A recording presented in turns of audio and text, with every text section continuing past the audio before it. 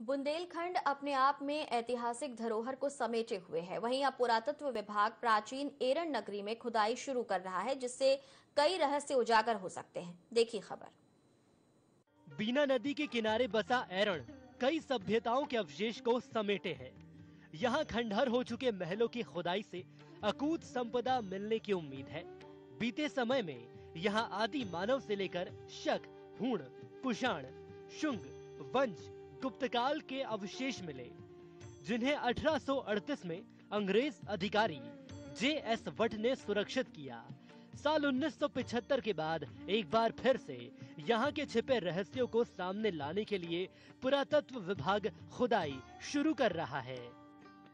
एरण का सांस्कृतिक प्रवाह जानने के लिए उद्देश्य से भारतीय पुरातत्व सर्वेक्षण यहाँ उत्खनन का काम करने जा रहा है। पहले भी यहाँ उत्खनन हुए हैं। T.S. बर्ट ने 1838 में जब इसको देखा था, अन्वेषण किया।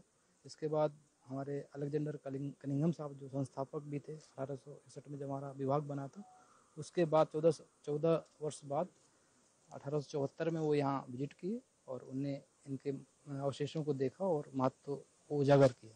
इसके बाद सागर विश्वविद्यालय की ओर से प्रोफेसर के.डी. वाजपेयी और उदयवीर सिंह ने काम किया। उसके बाद फिर प्रोफेसर के.डी. वाजपेयी के बाद विवेक दत्त झा जी ने भी काम किया। तो उन्हीं के काम को और आगे बढ़ाते हुए उनके काम को विस्तार देने के लिए, दुनिया के सामने यहाँ के सांस्कृतिक पक्षों को उजागर करने के लिए हम यहाँ अपना कैंप लगाए हुए हैं और काम शुरू करने जा रहे हैं। बुंदेलखंड में अपार संपदाएं बिखरी पड़ी हैं, जिन्हें सहेजने पुरातन सर्वेक्षण विभाग का मंडल कार्यालय भोपाल से हटकर जबलपुर बनाया गया है। वहीं 108 स्थानों को चिन्हित भी किया गया है, जिन्हें पर्यटन के नक्शे पर उकेरा जाएगा। बहुत ही प्राचीन नगरी है और अब भारतीय पुरातत्व विभाग यहाँ पर खुदाई करने जा रहा है, तो इससे यहाँ पे पर्यटन की अपार संभावनाएं बन गई हैं। प्राचीन इतिहास में अगर हम देखें तो 3री सदी में यहाँ पर सबसे पहले समुद्रगुप्त सम्राट का उल्लेख मिलता है और उसने उस सम्राट ने जो है एरण को अपनी स्वभोग नगरी बनाया था। कहते हैं कि वो इसने बीना नदी में नाव के बीच में बैठ के और बीड़ा बजा के जीवन का आनंद लिया करता था।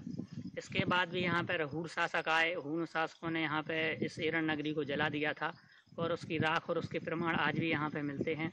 इसके अलावा भी हम जितने बढ़ते जाएंगे उतना ज़्यादा यहाँ का इतिहास है। एरण मध्यकालीन भारत में मथुरा उज्जैन व्यापारिक राजमार्ग पर स्थित था।